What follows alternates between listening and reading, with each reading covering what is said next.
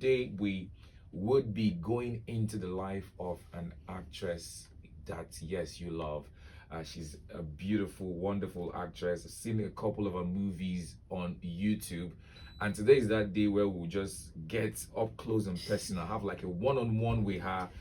And we'll be getting to know some certain things about her, things that you never knew before. Today is that day that we would know all of those things. Ladies, Lagos, gentlemen, put together those hands as we make welcome. She's live here with us, Shirley Igwe. welcome to the radio. Welcome. Thank you so much, Rani. Thank you for having me. First things first, the first question I would like to ask you today is, okay, did you ever at any point in your life think that you were going to be in the movie industry, like you're going to be on screen? I would say no. Right, but I just knew, because I studied mass communication actually. Okay. Yeah, I just knew I was going to probably read the news. I don't know. Okay. Somehow, and actually I wanted to study maybe law. tomorrow you do the 12 p.m. news. No.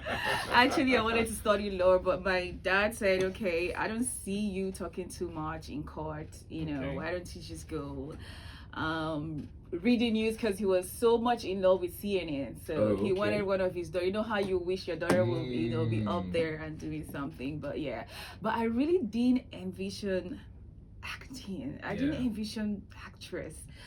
So what inspired you into, being on screen? What was the inspiration? It took me a long time to actually decide to act. Because yes, I came, a lot of people do not know that I came into the limelight from Orange Drugs. Okay. Yeah, I was modeling for Delta Soap at that time. I was still in school. I remember Orange Drugs. Yeah. I remember. Oh wow. Yeah, exactly. So you were one of those beautiful faces that we used to crush on that time. Well, yeah. Amazing. Yeah, so I was doing that and I was in school, and they kept trying to recruit me, filmmakers kept trying to recruit me. I'm like, I don't want to.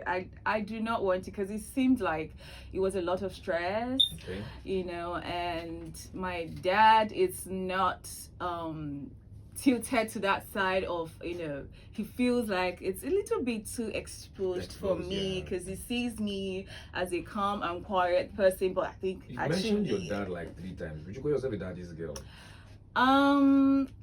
Well, yes. Yes. Okay. I lost my mom very early, so I spent the rest of, majority of my growing up with my dad. So yeah, a lot of decisions I made there was, based off of what he told you and what he taught you. Yeah. Let's go to your first ever movie. First time you ever got on screen to, act. What role did you play and what movie was that? The first time I ever acted was Facebook Babes. I cannot forget that day. I cannot forget that day. Facebook Babes. Yes. One of them. It was actually shot in Lagos. Okay. Right, in First Tech. At that time, I was in school and we had this long break that was strike. I don't think they go on strike these days like they used to then. Yeah, they used to go on strike back in school. Yeah. And the strikes used to be like 6 months. 6 The months. shortest be like 6 months. 1 year. Have like 1 year strike. I remember. I was so bored at home, and then a friend of mine, she goes, yeah, Tony, I met him through the time that I modeled for. I was still modeling for Orange just at that time. So he was at my house in Festac, and then he said, oh, would you want to do this? Would you want to do that? I said, no, you know how much I've run away from this thing. But you guys won't let me be. He said, no, I should give it another try. What was you seem to have had like a personal fear going on screen and like doing the whole acting thing. What was the fear like? It wasn't fear. It wasn't fear. It was was it a personality thing? It was based off of what my dad actually thought acting was. In you. Yes. Okay. And he thought acting would, get me too much exposed. Okay. And then you might be with the wrong crowd. Exactly. So he was, skeptical about what it will be in the future for me if I stuck with acting as a career. He would say to me, it's a profession, it's a good profession that even at any age you can still be an actress. Even at 70 you can still be acting. That means at 70 you will still have a job, right? Because there's a character for everyone. Even 100-year-old can act. I mean, if they are physically fit, there's always a role for, you know, elderly people and all of that. So but then he you know, questioned it a little bit, because I don't think I'm still loud. I'm not. To him, it was for people who are too jovial, who are loud, who are out there. Okay. I'm not out there. Okay. I still don't think I'm out there, but yeah, so that's how he felt about it. He was always like, how are you gonna cope being an actress? You're not that person. I don't see you. But right now, how does it feel? How does it feel like right now? Right now, I am myself, and I'm still acting. But what does it feel like about the whole career thing that you finally went into acting? How did you feel? The first time he saw my film, which was Facebook Babes, in fact, he kept, I don't know how he wrapped the CD. It was a cassette. He wrapped it and put it in his drawer. Each Sunday he will bring it out, he will watch it, and then he will look at it again. You're okay. I think you survive it. I think you're proud. Yeah, I think you survive it. And then he took it out, he would take it out again and then put it back. You know, he was always viewing it. So I found out that he liked it, he was proud of it, and he just had this worry of association. Yeah, it's still about your dad. You know, with movies comes different kind of roles now, and there are some challenging roles, especially for both ladies and for guys. Everyone do. Has he ever seen a scene of you kissing, like some of those scenes where you're kissing or you're doing something you know very well that he'd be like, is that my daughter doing that? You know, when I came into acting, I wasn't kissing. In fact, I still don't kiss, but my last film they just released, I kissed, but it was just broke a lot of hearts. You just said now. But you know, there's a way sometimes that you kiss in films, but you're not actually kissing. Okay. So I do those ones that you're not actually kissing, but I don't think there's a film that I have actually went into deep French kissing with, you know. Okay. With is that because of him, or that's just your own decision now? That is just my own decision. Are you sure that's your decision, or because Daddy might not like this? No, like, what if Daddy sees this? No, this thing, family, it rubs off on you. Yeah. Right. That's how my family is, and without him knowing that's everyone's decision, or how our life has rubbed off of me like that much, that with or without him, I'll still do those things that he probably, you know. So that's just it. It wasn't basically just because of him. It's just, you know, this is my family, this is how we are, and yeah. What would you say is your most challenging role that you've ever played? Like the role that really challenged you and you felt like, I think I might just leave this role and decline? I think my last film, the one that is streaming right now on my channel, When Thieves Fall in Love, and I saw a few clips of that one. When I read the script, I yeah. produced it, okay, right? But when I read the script, I'm like, this is not me, this is not my role. You know, I kept telling myself, this is, you know, how you read a script and you're like, okay, that's my role. But I didn't feel it. But the director was like, Shirley, are you okay? Because you have to be scamming people. Do this. You have to be, you know. Oh my God! $10,000? Of course, I will show you some boobs. Just hold on, let me take you to heaven, baby. I'm taking you to heaven, baby. To heaven right now. Just hold on, just wait for it. Lie and be a thief and be called prostitute and all that in a film. You know, and then I told the director, cast this person, please, I don't want to do it. He said, no, you must do it. If I be the director, you must be. I want to see you do different things. You know, they always cast me as a wife, you know, wife to be or a good daughter-in-law. Yeah. He said no. And those roles you play them well because you feel like more comfortable in them. It's something you can do effortlessly. I just go and I'm not even acting. I just do, just be you. Yeah. But would you say with these challenging roles, would you say it helps improve your person as an actress? Yes, I think so. Yeah, I mean, like watching that film now, I'm like, okay, I did that. Okay. Yeah. Because you're watching yourself, I'm like, well, that's not me, but I did that. But I did that. That's, yeah. So yeah.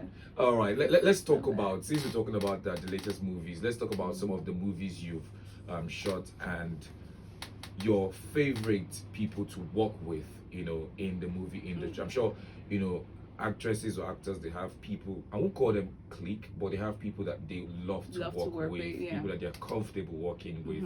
Who are some of these people you're always comfortable working with and you like being around when you are? Okay, my colleagues, I've worked with a few other people that the thing is, when you get on set, a person might not really be your fave or something like that, but when you get on set, you just get on and do what you have to do, and whoever you're casted with, you guys end up being just like a professional thing. Yeah, it's just work, and you just decide that, oh, I'm here for work, so it has to just work no matter how it is. I get that. I get that.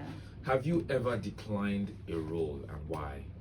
Yes, I have, because it had a lot of kissing, a lot of touching. And I'm telling you, your fans listening right now that want to go into acting, that probably want to go into acting because they said, I must be paired with Shirley.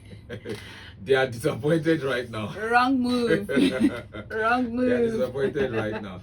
Okay, so what you're saying right now is whether it's you going global, doing like a foreign movie, collaborating with foreign actors and actresses for a film, you are not going to open yourself to doing those kissing roles like in the future.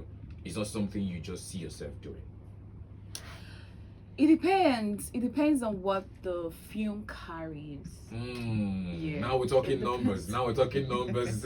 Are we talking money? We are talking everything. What is coming with this film? Why? Okay. What is at stake? Why do I have to? Right? And with whom? Oh, with whom is also important. It makes sense as well. And basically. Just of your course of acting, have you like crushed on a fellow actor, like probably proud to when you were before you started acting, and when you started acting, have you like I fancy this guy, really really nice, like I think I crush on this person? My colleagues, my male colleagues, do I crush on them like that?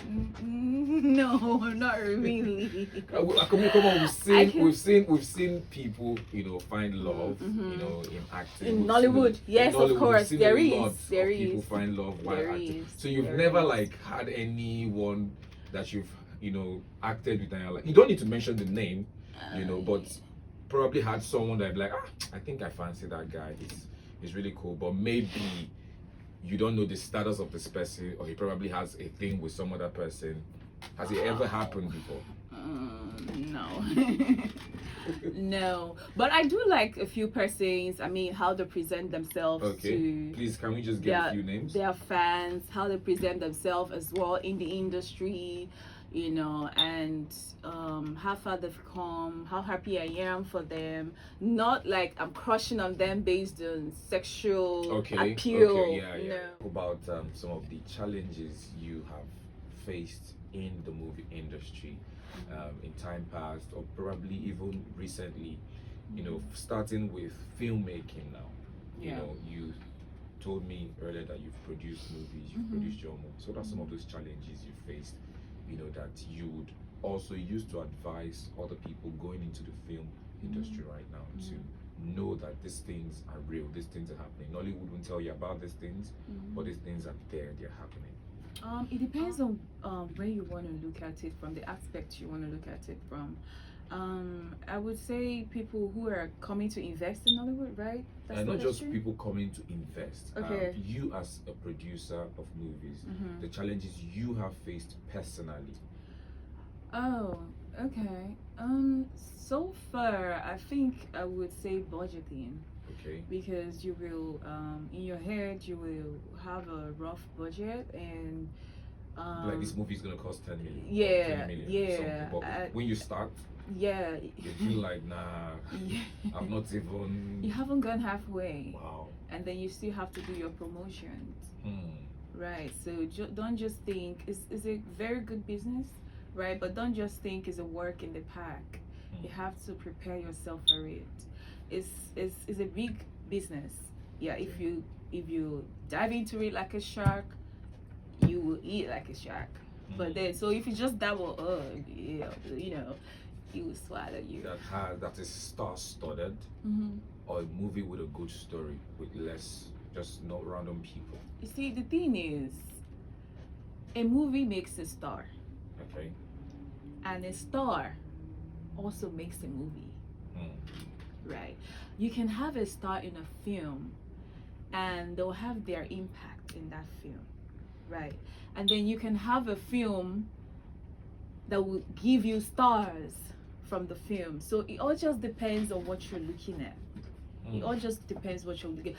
I would rather go for a film that has a good story, right? And has a star as well in it to push it further. But we've seen Right. movies. We've seen movies that had no star in it, like no star name, and the movie, went on to become a great movie, Success. become a success. We've also seen movies that are star-studded flop. We've seen movies that have like numerous stars and they're just not able to put it together.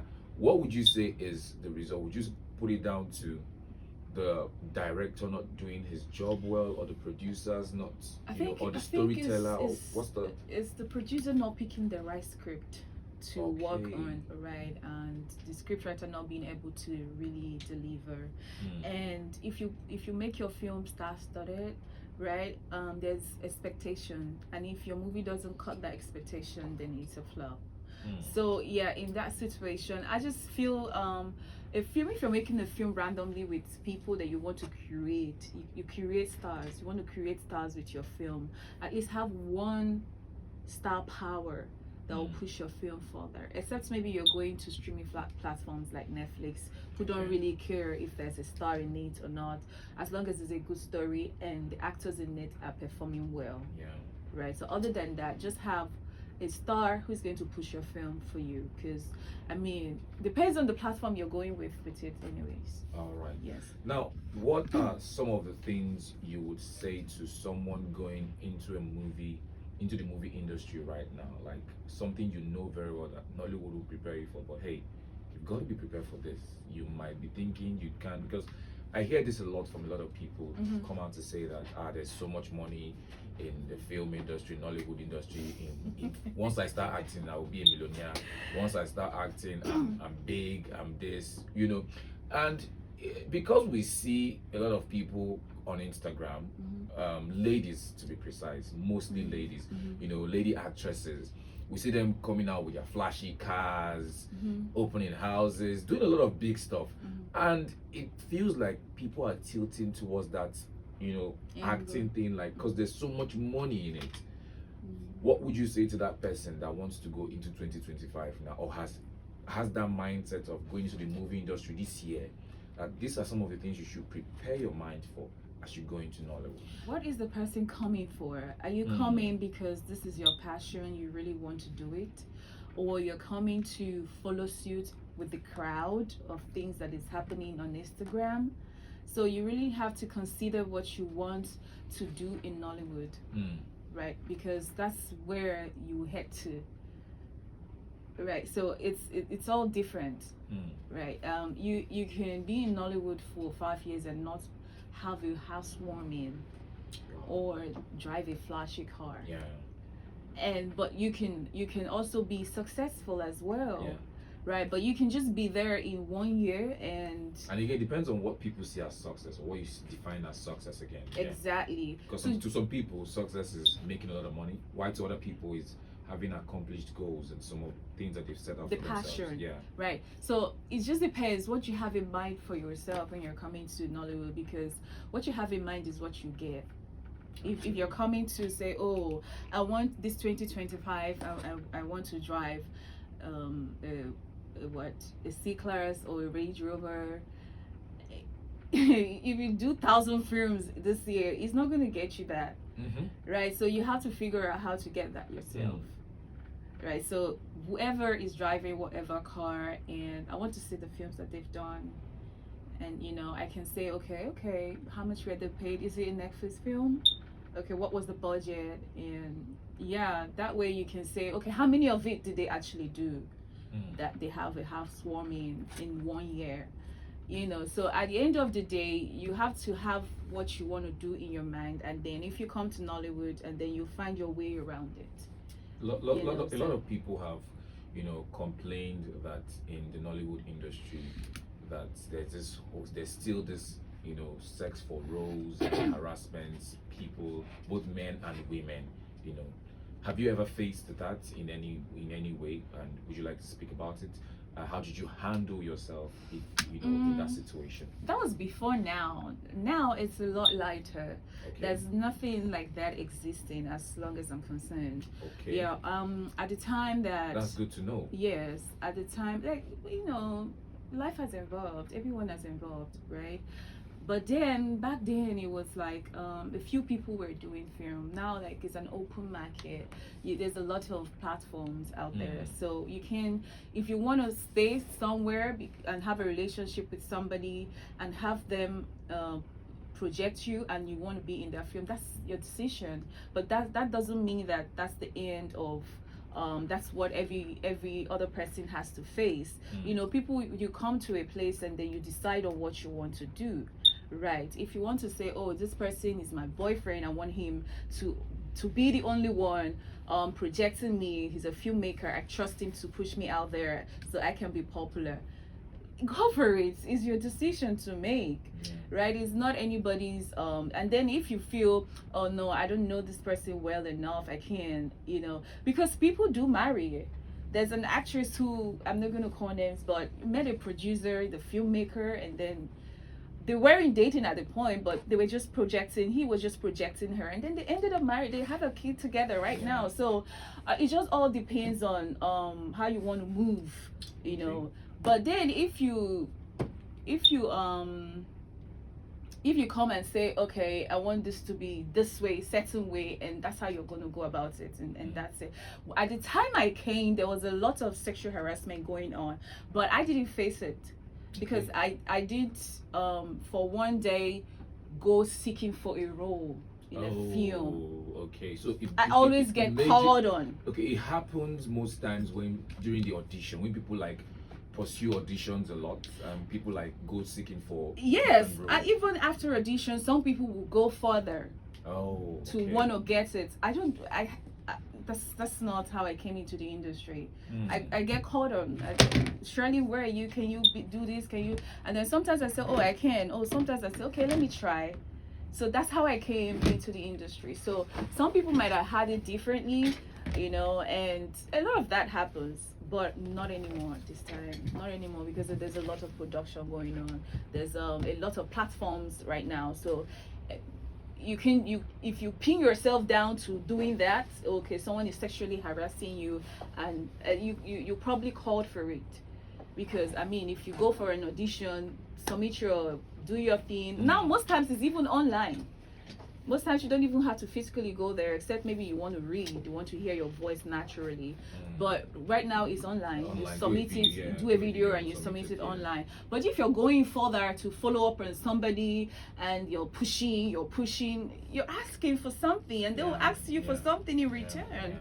So it all just depends on how, you know, you. So now it boils down to the desperation. Exactly. That's what brings about that harassment, but I've never had harassment when I came in. Were there a few people who said, "Oh, you're pretty. Oh, I want to date you"? Of course. I mean, you're a woman. Anywhere you can be on the streets, and then a random person will tell you, "Oh, you're beautiful. I want to date you." You know, it's of the same thing that okay, somebody will approach you. Oh, so it's up to you to say no. It's up to you to say yes. So you're an adult. If you're coming into the industry, that's why these days, I kind of feel like people who are coming in, they're not probably mature enough. But if you're a mature person and somebody is asking you out, I don't see how you see it as a sexual harassment. Right? You say no, I cannot. If this is what it takes, leave it. Take it. I don't want it. Beautiful. All right. Before we let you go, we'll play a game with you. Now, I've played this game with, I can't even count how many people I've played this game with. Different celebrities, both on air, off air, and no one has actually won this. Both musicians, actors, actresses, no one have been able to win this. Okay. I get to put people under pressure on my show. I don't know why I do that, but I just do it. Put people under pressure. It's a game called the Pressure Game, where I ask you a series of questions. Okay. And you answer without saying yes and no. And all of the abbreviations have to do with yes and no. Meaning you cannot say not, cannot, shouldn't, wouldn't, never, ain't. You can't say yeah, you can't stall. If you stall, you are failed. Okay. So you have to stay under pressure for 1 minute, 60 seconds. If you are able to engage in this banter back and forth, you're giving me responses and I'm asking questions, you're giving me responses without saying those words in 60 seconds, then you are automatically our first winner ever on the show. I don't know if I understand the game, but let's give it a try. Okay, let me just do a test run. Okay. Let me do a test run. Have you ever hit someone before? With my car? Or in the head? On the person's head? On the head? Yes, on the head. With my hand? You are not supposed to ask me a question. You're supposed to answer the question. With what? You're supposed to answer my question. With what now? With an answer. What answer? An answer that you're supposed to give to me. If I've ever hit somebody? Yes. On the head? Yes. With my hand? Yes. That's a knock. Have you ever hit someone with your head? Have I knocked someone before? Yes. Have you knocked someone before? I might think so. You think so? I would like to think so. Have you ever been in love? Love? Everyone has loved at some point.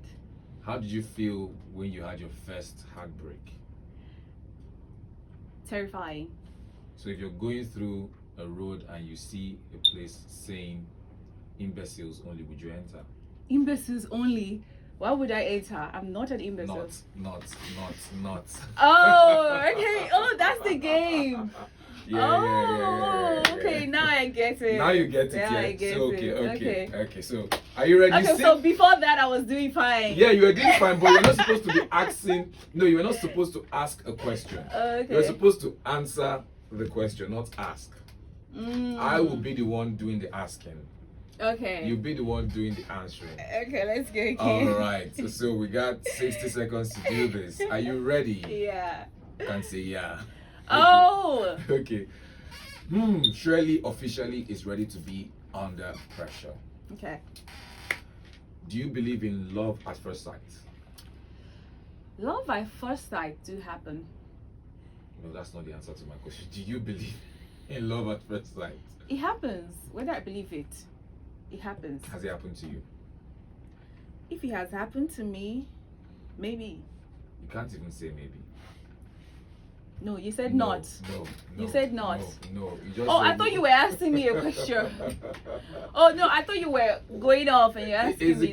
That's how it works. That's how the game works. I have to do everything to put you off balance so that you can say those words. No, I thought you were going off, but it's fine. But I could say that Shirley seems like someone that could handle and stay under pressure. So I would say from all the people that I have done this with, she's been like the most challenging of all the people that have done this with. Is that so? You've tried. Anyway, let's get let's get some updates from you. What should we expect from Shirley Igwe? 2025 is a new year. What should we expect from you? More movies, fantastic stories. I do have a platform now, Shirley Igwe TV, that I can tell stories. So I'm grateful for that. At least I can tell my give us stories the handles, myself. your social Oh, media Shirley handles. Igwe TV on Shirley YouTube. Igwe TV Yes, on YouTube. yes. At least it's a platform that I'm growing, Okay. and I hopefully would, tell fantastic stories that will, have an impact in this generation, or in the society. So I'm hoping. Beautiful. So wish you well. Wish you good things. Yeah. And we hope that the next time we see you here, you're probably going to be doing great numbers globally, worldwide, globally, and you'll be doing great things. Amazing. Yes. Thank you so much. That's the show, guys. Gotta go. Regular programming continues.